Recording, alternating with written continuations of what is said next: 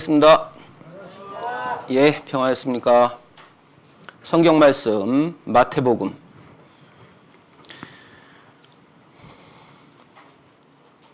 16장 13절부터 20절까지를 제가 읽겠습니다.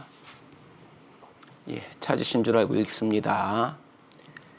예수께서 가이사랴 빌립보 지방에 이르러 제자들에게 물어 가라사대 사람들이 인자를 누구라 하느냐? 가로되 더러는 세례 요한, 더러는 엘리야. 어떤 이에는 예레미야나 선지자 중에 하나라 하나이다. 가라사대 너희는 나를 누구라 하느냐? 시몬 베드로가 대답하여 가로되 주는 그리스도시요 살아계신 하나님의 아들이시니이다. 예수께서 대답하여 가라사대 바요나 시몬아 내가 복이 있도다. 이를 내게 알게 하니는 혈육이 아니요 하늘에 계신 내 아버지시니라. 또 내가 내게 이르노니 너는 베드로라. 내가 이 반석 위에 내 교회를 세우리니 음부의 권세가 이기지 못하리라. 내가 천국 열쇠를 내게 주리니 내가 땅에서 무엇이든지 매면 하늘에서도 매일 것이요 내가 땅에서 무엇이든지 풀면 하늘에서도 풀리리라 하시고 이에 제자들을 경계하사 자기가 그리스도인 것을 아무에게도 이르지 말라 하시니라. 아멘.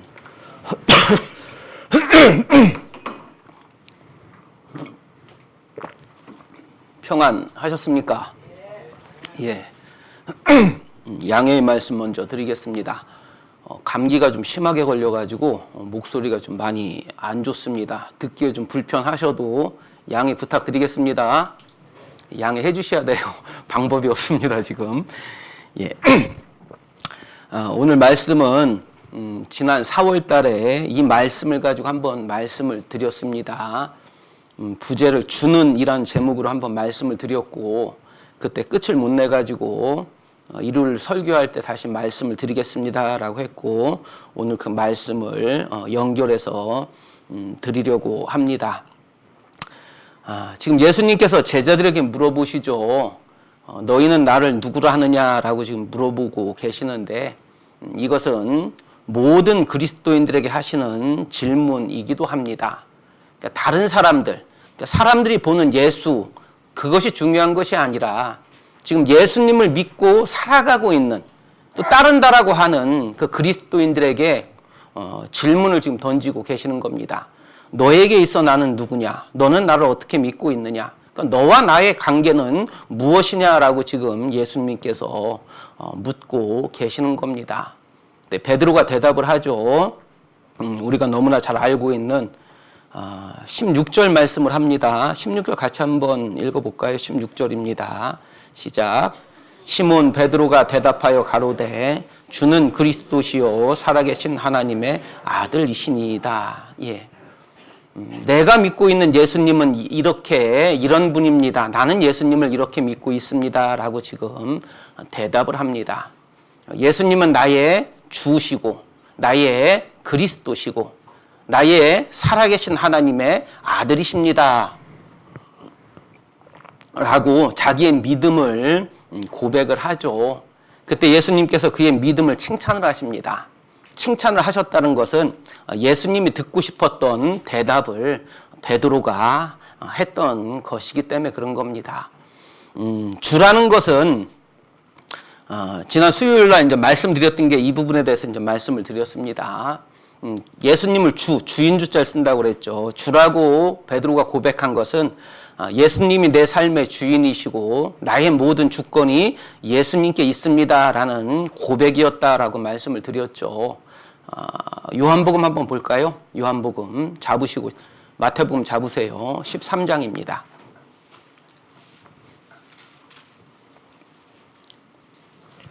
요한복음 13장 12절입니다. 한번 읽어볼게요.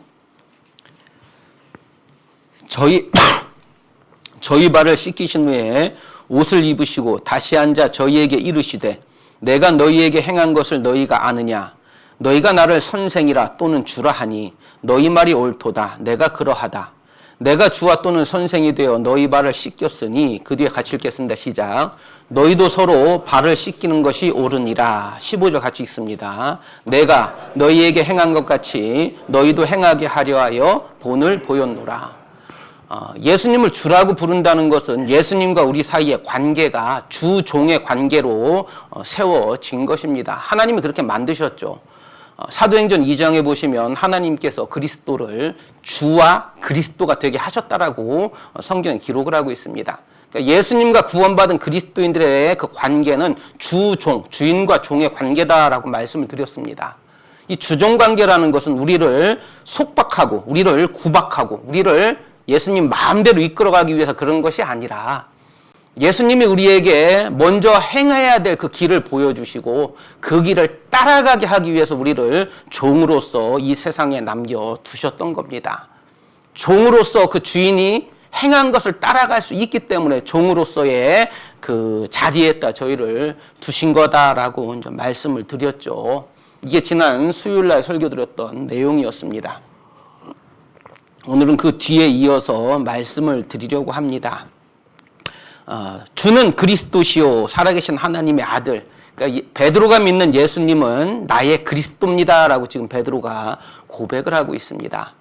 그리스도라는 말은 그 히브리어로 메시아라는 의미를 가지고 있습니다. 구세주라는 의미를 갖고 있어요.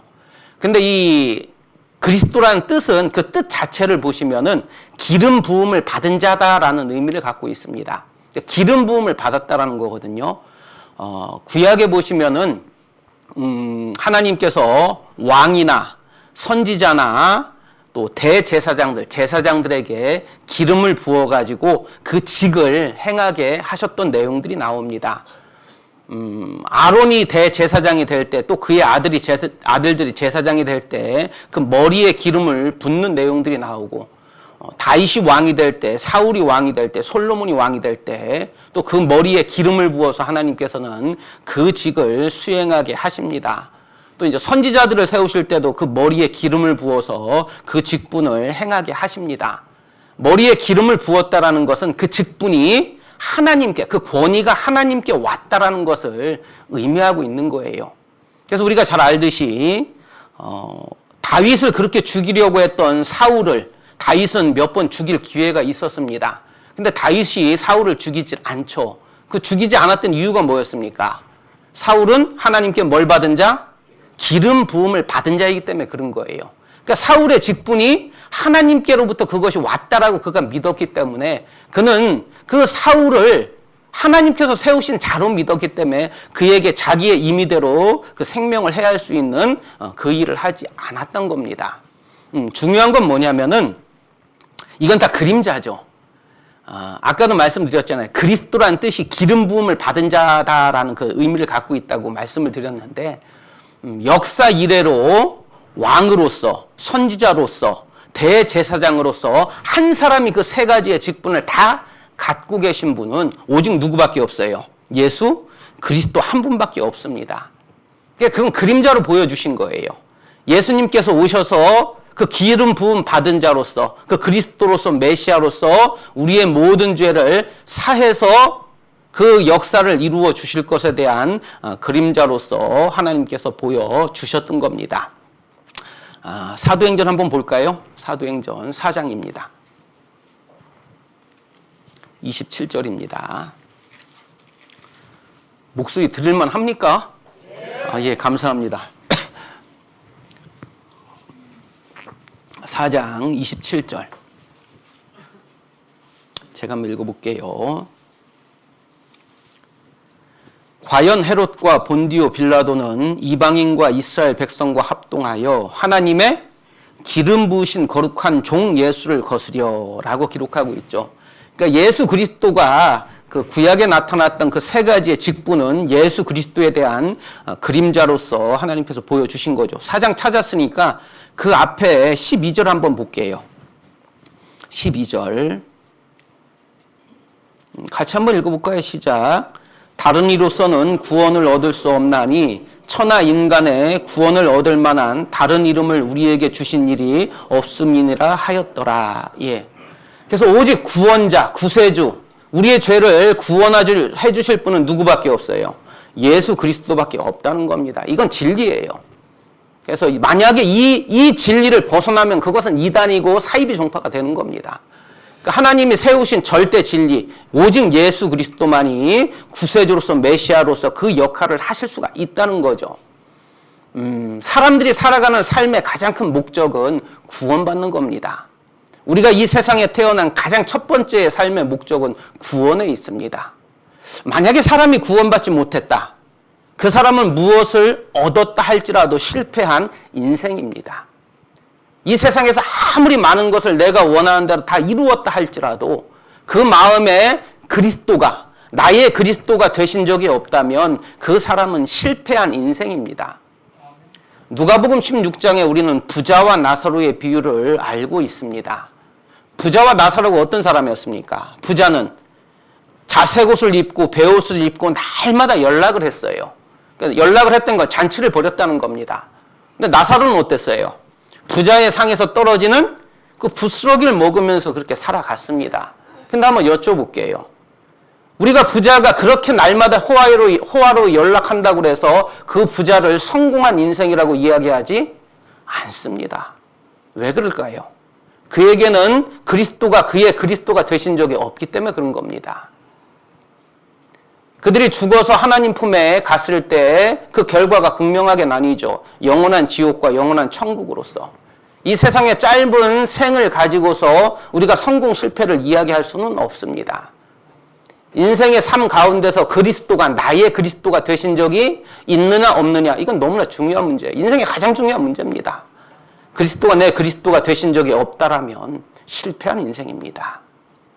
그리스도가 베드로의 고백처럼 나의 그리스도가 되신 적이 있다면, 그러니까 다른 사람이 아닌, 그러니까 다른 사람이 예수님을 어떻게 믿든 그건 중요한 게 아니에요. 중요한 건 뭡니까? 내 안에 그리스도가 나의 그리스도가 되신 적이 있느냐, 나의 구세주가 되신 적이 있느냐, 나의 메시아가 되신 적이 있느냐, 이게 가장 중요한 문제라는 겁니다. 여기서부터 우리는 신앙이 출발되어지는 거죠. 우리가 하나님을 사랑의 하나님이라고 이야기를 합니다. 하나님은 사랑이시라. 요한일서 말씀이죠. 근데 하나님이 그 사랑이라는 것을 무엇으로 보여주셨습니까? 로마서 한번 찾아볼까요? 로마서 5장입니다.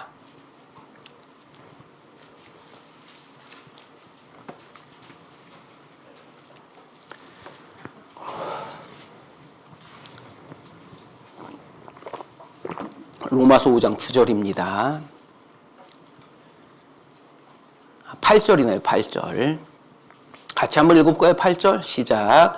우리가 아직 죄인 되었을 때에 그리스도께서 우리를 위하여 죽으심으로 하나님께서 우리에게 대한 자기의 사랑을 확증하셨느니라. 아멘. 하나님의 사랑의 확증은 그리스도라는 거예요. 그러니까 그리스도가 내 마음에 나의 그리스도가 됐을 때 그 하나님의 사랑이 내 마음에 확증되어져 버린 겁니다. 베드로의 믿음을 칭찬하셨던 가장 큰 이유 중에 하나는 베드로가 예수 그리스도를 나의 그리스도로 믿고 있다는 거잖아요. 이것이 인생을 살아가는 가장 큰 첫 번째 삶 목적이라는 겁니다. 이것이 이루어지지 않았다면, 이것이 내 마음에 그리스도가 나의 그리스도가 되신 적이 없다면 이거 정말 심각한 일 아니겠습니까? 신앙이라는 것은 여기서부터 출발이 되어지지 않습니까? 구원으로부터 우리는 신앙이라는 하나님을 믿고 따르는 그 삶을 시작하게 되는 거예요. 계속 말씀드리지만 신앙생활이라는 것이 무엇이냐면 하나님께서 어마어마하게 커다란 보물창고를 만들어 두셨어요. 그리고 그 보물창고에 문을 만들어 두셨는데 그 문을 열고 들어간다는 것이 우리가 구원받은 거예요. 그 문이 그리스도거든요.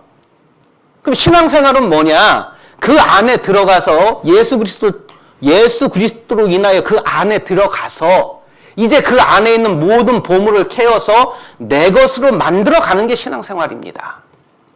그럼 보물 캔다는 게 뭐예요? 우리가 얘기하는 금이나 은 이런 걸 캐는 것이 아니라 그 에베소에 그렇게 정의를 내려놨어요. 에베소 한번 볼까요? 에베소서 3장입니다. 에베소 3장 18절, 19절.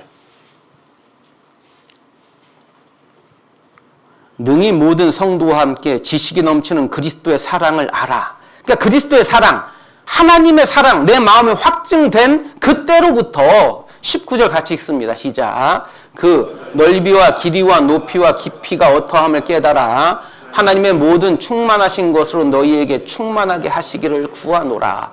이것이 보물을 캐내는 삶이에요. 내 안에 그 그리스도의 사랑을 깨닫는 그 순간부터 그 넓이와 깊이와 높이와 길이가 어떠함을 내 안에서 충만해져 가는 겁니다. 내 안에 그것이 차고 넘쳐가는, 내 안에서 그것이 확장되어져 가는, 그것을 경험하고 살아가는 것이 신앙 생활이라는 거예요. 그것이 하나님의 보물을 캐내어가는 삶이라는 겁니다. 근데 이 시작은 어디로부터? 그리스도가 나의 그리스도가 되는 그 순간부터 그것이 시작되어진다는 겁니다. 이거 너무나 중요하잖아요. 그래서 저는 그 학생회 그 수련회 가서 수양회 가서 학생회 할 때 항상 드리는 말씀이 구원의 확신에 대해서 말씀을 드립니다. 정말 내가 구원받았다고 생각했는데 내 안에 그리스도가 나의 그리스도가 되신 적이 없다라면 이것이 그냥 지식으로만 알고 있는 거기서 멈춰버린다면 너무나 심각하기 때문에 계속해서 구원에 대해서 그 구원의 확신에 대해서 말씀을 드립니다. 빌립보서 한번 볼까요? 빌립보서 그 뒤에 한번 볼게요. 1장. 빌립보서 1장. 잘 아시는 말씀이에요. 5절. 첫날 그리스도가 내 안에 나의 그리스도로 믿어진 날부터 이제까지 복음에서 너희가 교제하는을 인함이라. 너희 속에 착한 일을 시작하시니가 그리스도의 예수의 날까지 이루실 줄을 우리가 확신하노라. 골로새서 1장입니다. 잘 아시는 말씀이죠. 우리가 전도 집회하면 꼭 드리는 말씀 중에 하나입니다. 6절.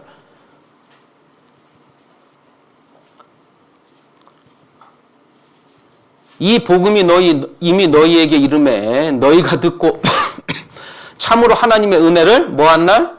깨달은 날부터 너희 중에서와 같이 또한 온 천하에서도 뭘 맺어요? 그러니까 시작. 그리스도가 나의 그리스도가 된 날부터 시작돼서 아까 말씀드렸던 내 안에 그 그리스도의 사랑이 그 넓이와 깊이와 높이가 어떠함을 깨달아 가게 되는 겁니다. 그 열매가 맺혀져가는, 나를 통해서 하나님의 열매가 맺혀져가는 그 삶을 살아가게 되는 거예요. 베드로가 고백한 것은 단순히 예수님이 그리스도입니다라는 그 단순한 의미가 아니라 예수님이 나의 그리스도입니다. 나의 구세주입니다. 그거에 대해서 지금 고백하고 있는 겁니다. 자, 그리고 베드로는 또 예수님을 어떻게 믿고 있습니까? 살아계신 하나님의 아들로 믿고 있잖아요. 우리의 믿음이 허상이 아니라 실제인 이유가 뭡니까? 우리는 보이지 않는 하나님을 믿습니다. 믿음은 바라는 것들이 실상이 보이지 않는 것들의 증거다라고 성경에 히브리서 11장이 기록하고 있습니다. 때로는 뭐라고 표현을 할까요? 때로는 하나님이 보이지 않을 때도 있어요. 때로는 어떤 일들이 너무 크게 생활들이 내게 다가올 때는 너무나 막막할 때도 있습니다. 그런데 우리의 믿음이 허상이 아니고 실제인 이유는 하나입니다. 하나님이 살아계시기 때문에 그렇습니다. 비록 우리 마음 가운데 그것이 때로는 잘 보이지 않을 때도 하나님은 여전히 살아 계시다는 겁니다. 우리가 세상을 이기는 힘은 또 뭡니까? 살아계신 하나님이 나와 함께 하신다는 겁니다. 시편 23편을 참 좋아들 하십니다. 4절 말씀에 내가 사망의 음침한 골짜기를 다닐지라도 해를 두려워하지 않을 것은, 그 뒤에 한번 같이 해볼까요? 주께서 나와 함께 하심이라. 우리는 이것을 믿습니다. 그리하여 우리는 사망의 음침한 골짜기가 때로는 내게 펼쳐진다 할지라도 그 골짜기에서도 하나님을 찬양하고 기쁨 가운데, 이제 아까 우리가 찬송가 불렀죠. 너의 마음에 슬픔이 가득 차도라는 찬송가를 불렀습니다. 때로는 내 마음에 슬픔이 온다 할지라도 그것이 나를 잠식하거나 매몰해 가지 못하는 것은 나의 보호자시오 내가 믿는 믿음의 주인 하나님이 살아 계시다는 겁니다. 다니엘서 한번 볼까요? 다니엘서 3장입니다.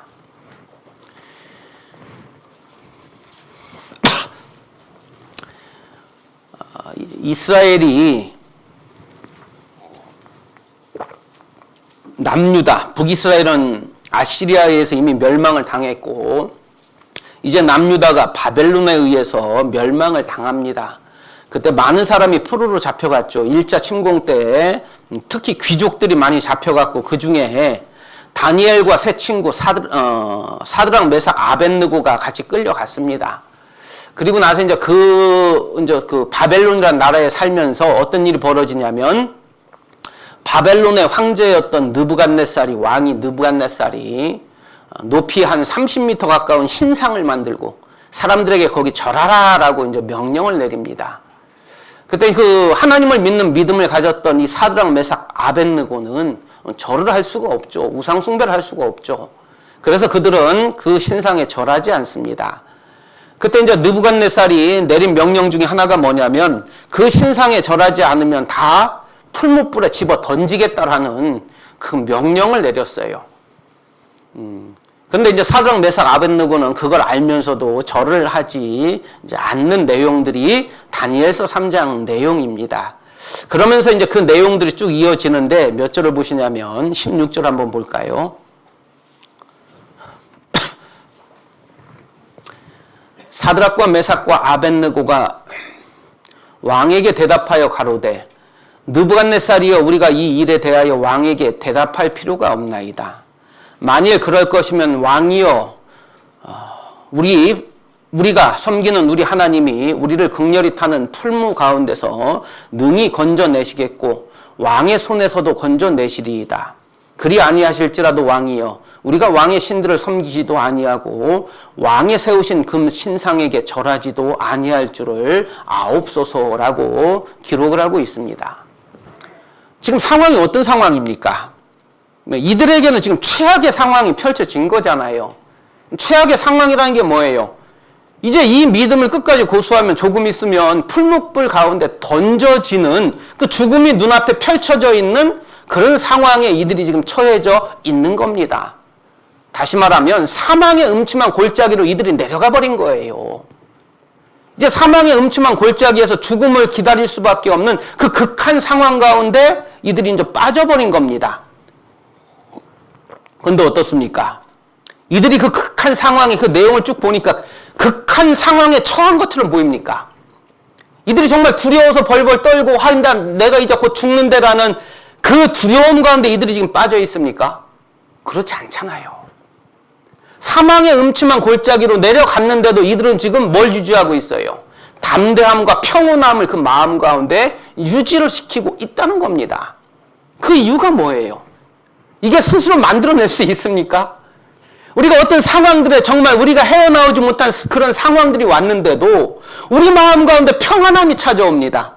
이걸 우리가 만들어낼 수 있어요? 이건 우리 스스로에게 나올 수 없는 겁니다. 이것은 오직 하나님께서 주셔야만 누릴 수 있는 은혜고 축복입니다. 이들이 이 극한 상황, 남들이 보면 이제 죽음이 눈앞에 펼쳐진 사망의 음침한 골짜기에 내려간 그 상황에서도 이들이 담대함과 평안함을 누릴 수 있는 것은 이들이 그렇게 간증하잖아요. 다시 볼까요? 17절입니다. 만일 그럴 것이면 왕이여 우리가 섬기는 우리 하나님이 우리를 극렬히 타는 풀무 가운데서 능히 건져내시겠고 왕의 손에서도 건져내시리이다. 다른 말은 뭡니까?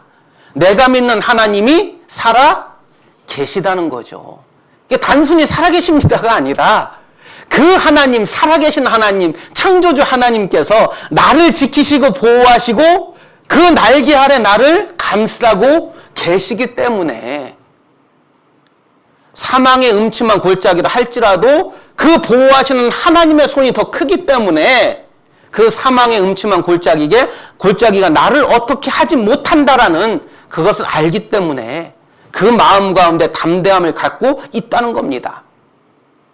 여기서 우리가 오해하지 말아야 될 거는 그럼 하나님이 그들을 풀무불 가운데서 건져내시겠느냐? 내실 거야? 그 말씀을 지금 드리는 것이 아니라는 겁니다. 수요일날 설교 중에 그 말씀을 드렸습니다. 야고보서 4장 6절 말씀을 드리면서 너희 구할 것을 감사함으로 하나님께 아뢰라라는 말씀을 드렸어요. 자, 자, 우리가 기도해서 하나님 응답해 주시니까 감사합니다가 아니라 RS 있는 자체가 뭐 한 거예요? 감사한 거예요. 왜 RS 있는 자체가 감사합니까? 우리에게 그 자격을 주셨다는 거예요.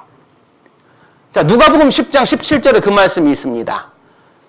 귀신들이 너희에게 쫓겨나는 것으로 기뻐하지 말고, 그 뒤에 말씀이 뭐였습니까? 너희의 이름이 하늘에 기록된 것으로 기뻐하라. 때로는 귀신이 쫓겨나지 않을 수도 있어요. 하나님의 특별한 역사 가운데 그 역사가 바로바로 나타나지 않을 수도 있어요.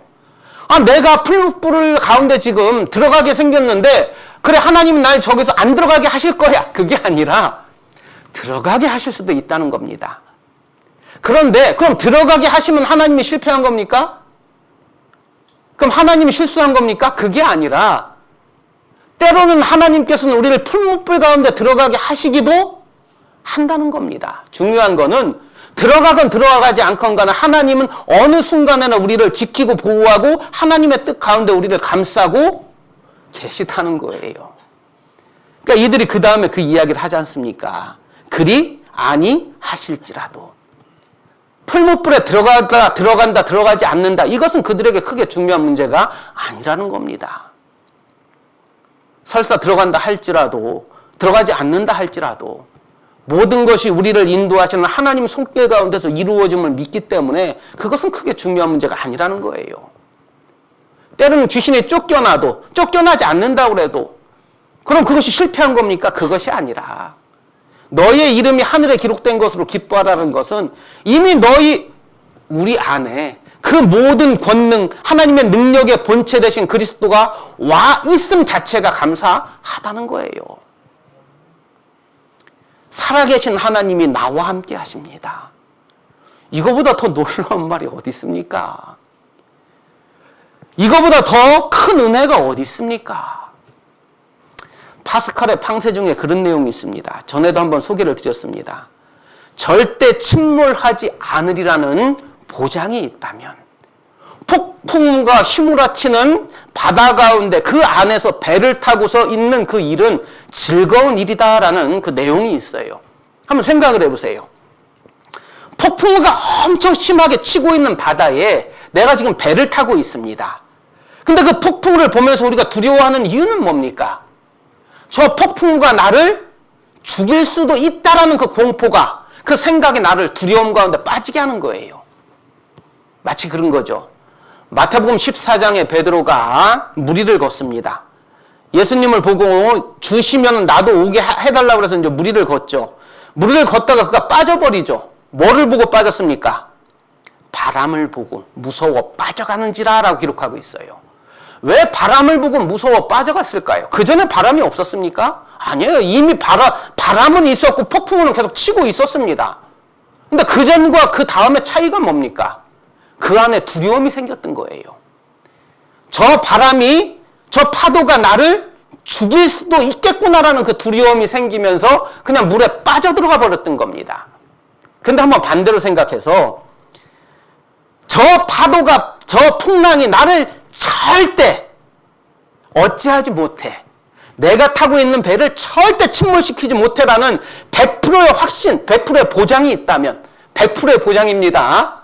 그게 있다면 그 배 안에 있는 것은 공포나 두려움이 아니라 즐거운 놀이가 되는 겁니다. 우리가 마치 놀이동산에 가서 그 무서운 놀이기구를 아무렇지도 않게 탈 수 있는 이유는 뭡니까? 저 놀이기구가 절대 추락하지 않는다라는 보장이 있기 때문에 그런 겁니다. 만약에 저것이 추락할 수도 있어라는 그 두려움을 갖고 있다면 못하죠. 그와 같은 겁니다. 우리가 살아가는 이 삶은 하나님께서는 절대 우리에게서 그 보호하심을, 그 인도하심을, 그 은혜를 걷어가지 않습니다. 때로는 내가 사망의 음침한 골짜기로, 때로는 풀무불 앞에 서 있다 할지라도 그 자리에 하나님께서 함께 계신다는 것이 우리를 향하신 하나님의 약속이라는 겁니다. 시편 한번 볼까요? 다니엘 잡으시고 시편입니다. 시편 66편 잘 아시는 말씀인데 뭐 내용은 잘 아시죠. 연단에 대해서 단련에 대해서 쭉 나와요. 때로는 하나님이 우리를 시험하시고 불과 물도 통행하게 하시고라는 그 내용이 그 뒤에 쭉 나오는데, 자, 이것의 절대 원칙이 하나가 있어요. 그게 9절 말씀입니다.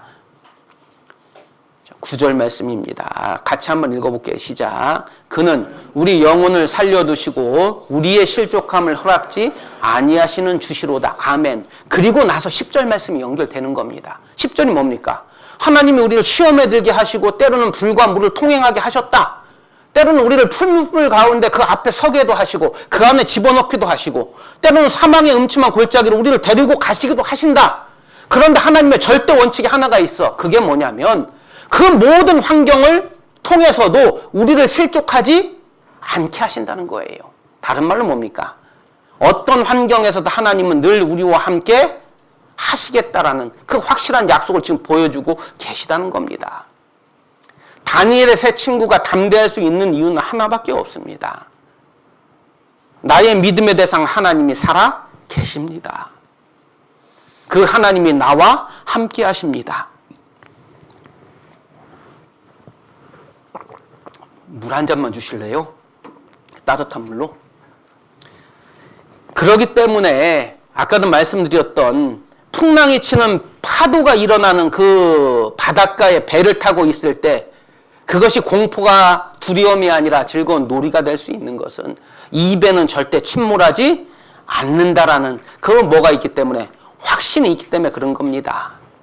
자, 그리고 나서 이제 이들이 다니엘서 3장 19절입니다. 19절 제가 한번 읽어볼게요.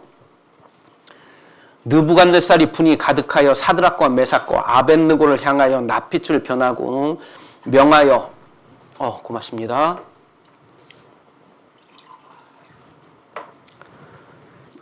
죄송합니다.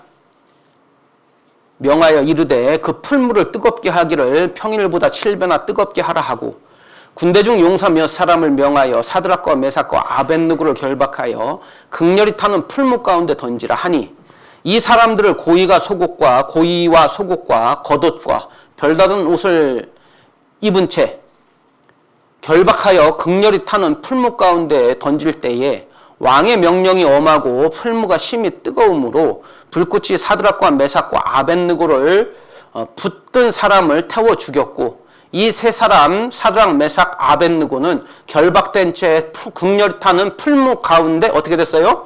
떨어졌더라. 어떤 생각이 드십니까?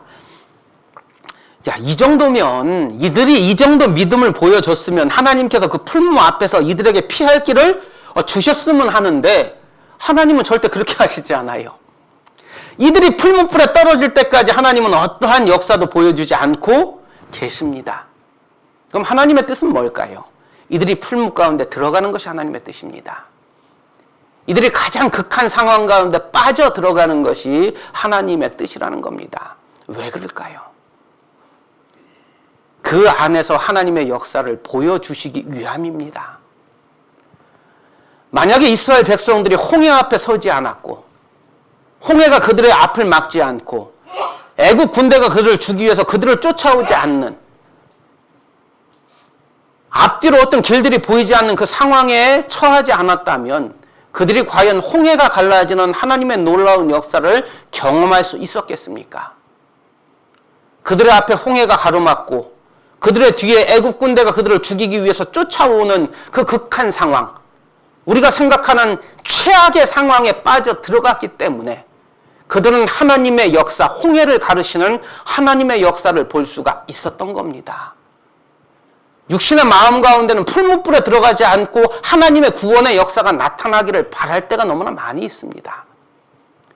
고통이잖아요. 풀무불에 들어간다는 것 어떻습니까? 그들을 붙잡은 사람을 태워 죽일 정도로 그 고통이 극렬한 곳이 풀무불 아닌데 왜 하나님은 그들이 그 안에 들어갈 때까지 아무런 역사를 보여주지 않고 계실까요? 하나님이 일하시지 않는 것이 아니죠. 하나님은 하나님의 역사를 이루어 가시는 겁니다. 다만 그들이 풀무불 안에 들어갈 때까지 기다리고 계셨던 거죠. 그 뒤에 한번 볼까요? 이제 반전이 일어나죠. 24절에. 24절입니다.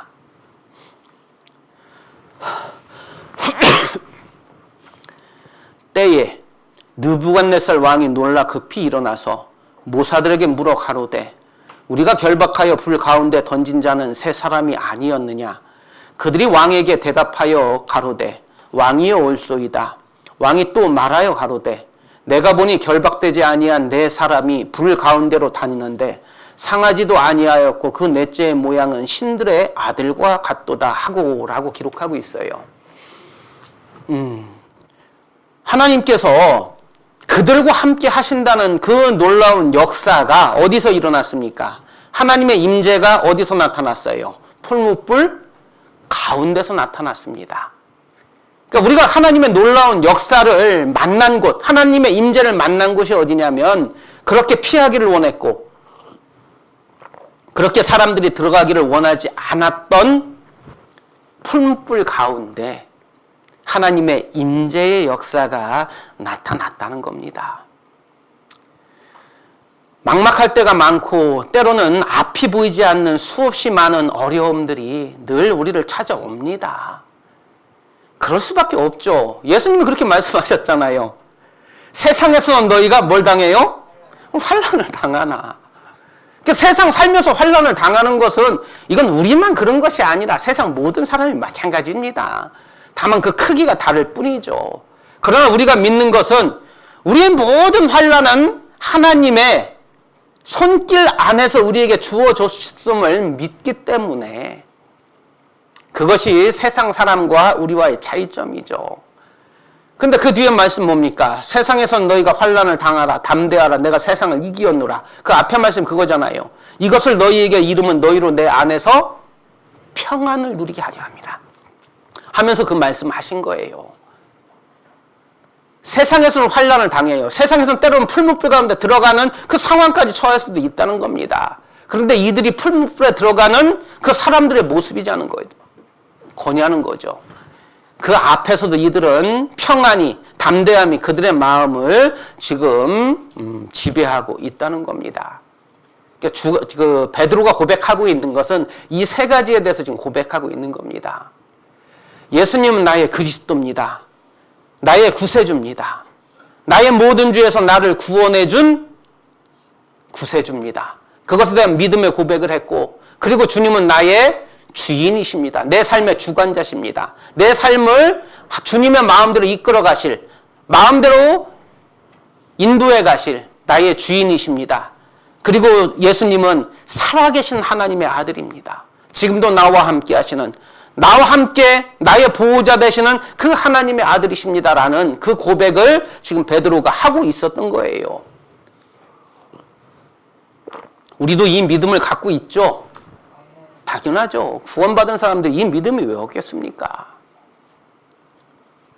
이 믿음을 갖고 이 믿음을 이제 베드로가 고백을 하잖아요. 자, 다시 마태복음 넘어갑니다.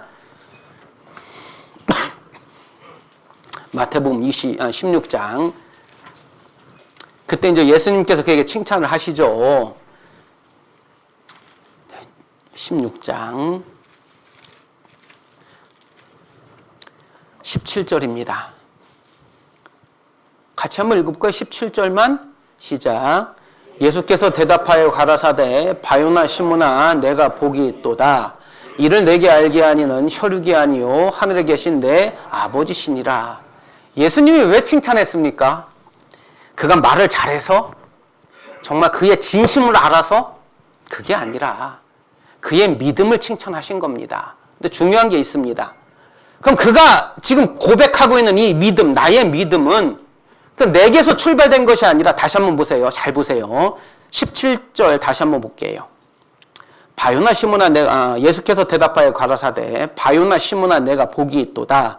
이를 내게 알게 하니는 혈육이 아니요. 그 뒤에 같이 읽습니다. 시작.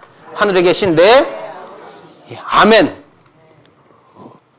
그럼 잘 보세요. 지금 베드로가 믿고 있는 주는 그리스도시요 살아계신 하나님의 아들이라는 이 믿음은 이게 내가 원래부터 갖고 있었던 것이 아니라 누가 주신 거예요? 하나님이 주신 거예요. 그럼 베드로가 지금 예수님께 드린 건 뭐예요? 내가 원래 갖고 있던 걸 드린 게 아니라 하나님이 내게 주신 것을 누구에게 드린 거예요? 하나님께 드린 거예요. 그것을 예수님께서 기쁘시게 받으셨다는 거예요. 우리 가운데 하나님을 기쁘시게 할 수 있는 것이 뭐가 있을까요? 땅에서 난 것은 다 죄고 악인데, 우리 육신에서 흘러나오는 모든 것은 악인데, 우리 육신에서 나가는 무엇을 하나님이 기쁘게 받으실 수가 있겠습니까? 하나님이 기쁘시게 받을 수 있는 것은 하나밖에 없어요. 하늘에서부터, 하나님으로부터 내게 주어진 것들, 그것만 하나님이 기쁘게 받으실 수가 있다는 겁니다. 역대상 29장에 성전을 만들면서 다윗이 기도했던 기도가 있습니다. 잡으시고 역대상 한번 볼게요. 역대상 29장입니다.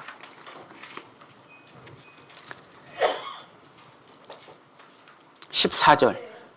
14절. 잘 하시는 말씀이에요.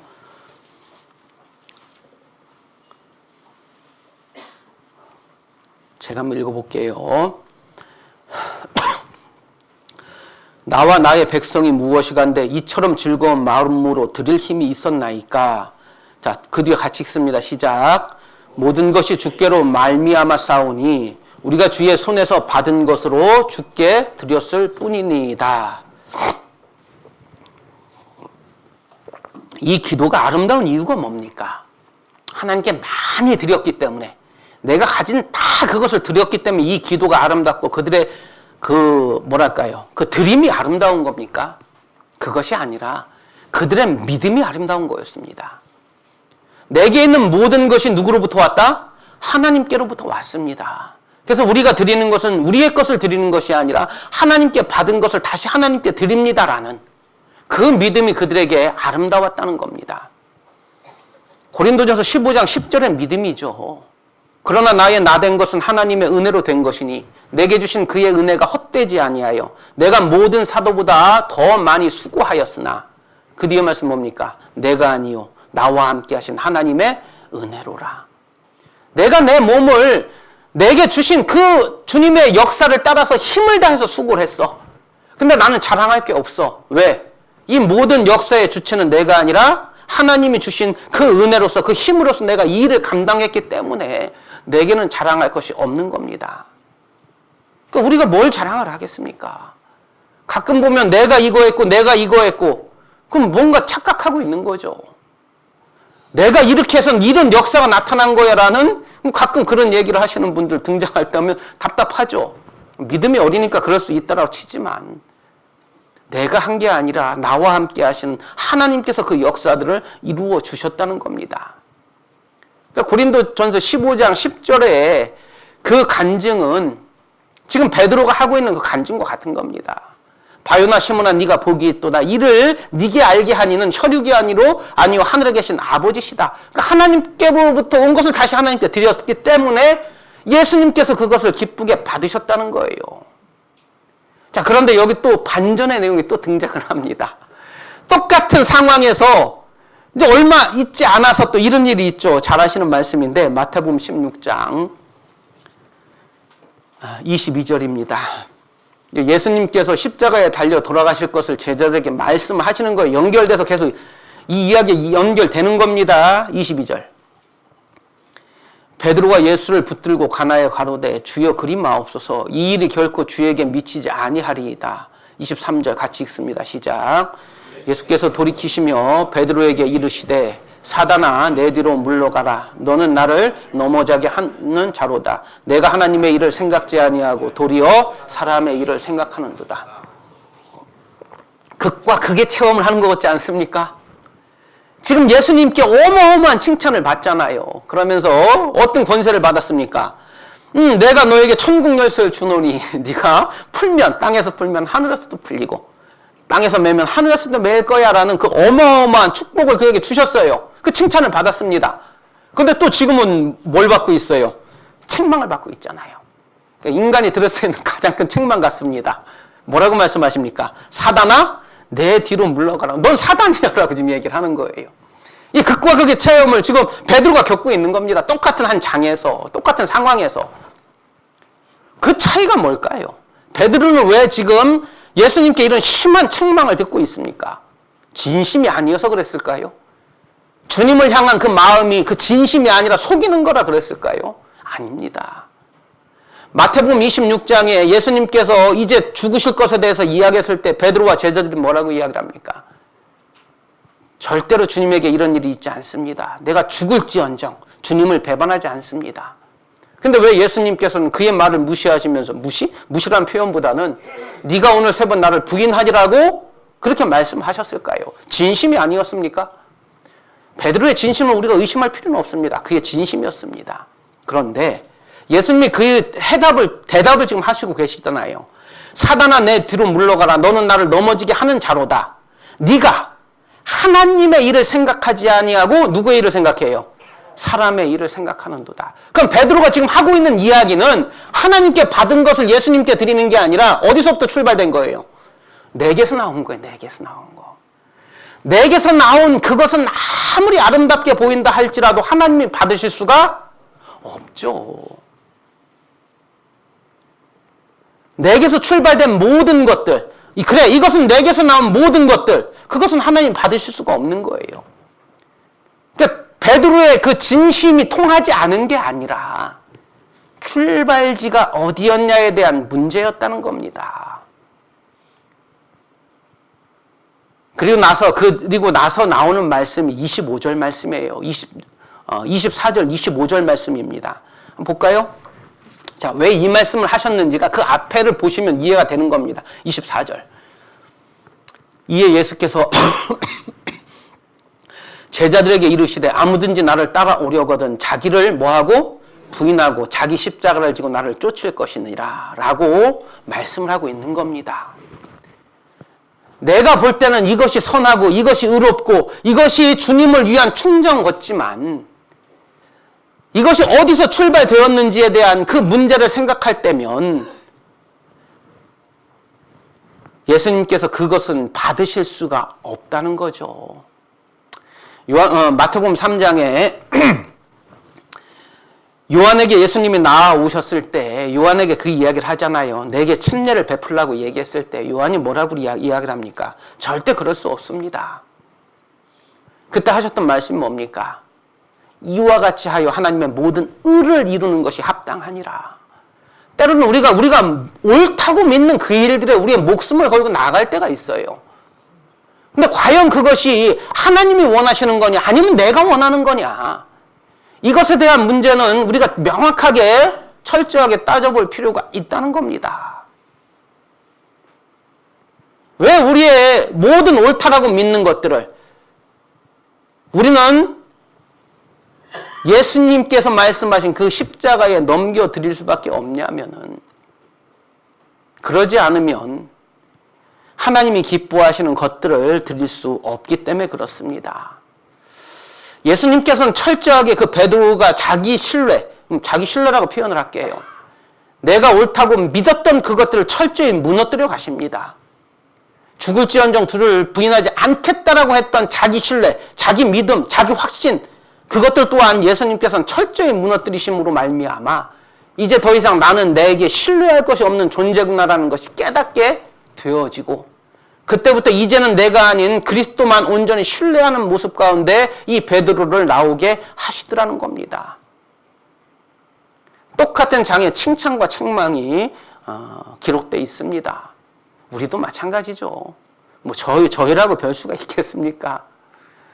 어떨 때는 믿음 가운데 사는 것처럼 보이고 정말 충만해서 살아가다가도 어떨 때는 막막한 어떤 상황들이 올 때는 하나님보다는 내가 옳다고 믿는 내 지혜를 의지하고 나갈 때가 참 많이 있기도 합니다.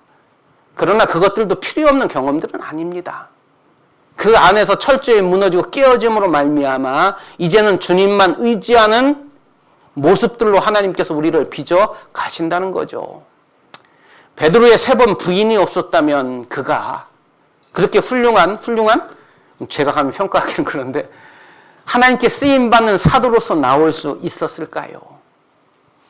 3번의 예수님의 부인함이 있었고 자기 신뢰가 철저히 무너지고 그것들을 경험함으로 말미암아 하나님을 온전히 의지하고 의뢰하는 모습까지 나올 수가 있었던 거죠. 풀무불에 들어가지 않았다면 하나님의 임재를 만날 수 있었을까요? 홍해 앞에 서지 않았다면 홍해에 갈라지는 그 역사를 경험할 수 있었을까요? 요셉의 죽음을 22년 동안 요셉이 죽은 것을 내가 죽은 줄 알고 살았어요, 야곱은. 그렇지 않았다라면 하나님만 온전히 믿는 믿음으로 야곱이 빚어질 수 있었을까요? 그 모든 극한 상황에 하나님은 처하게 하시고 그 자리에서 그들을 하나님이 보시기에 아름다운 모습으로 빚어 가셨다는 겁니다.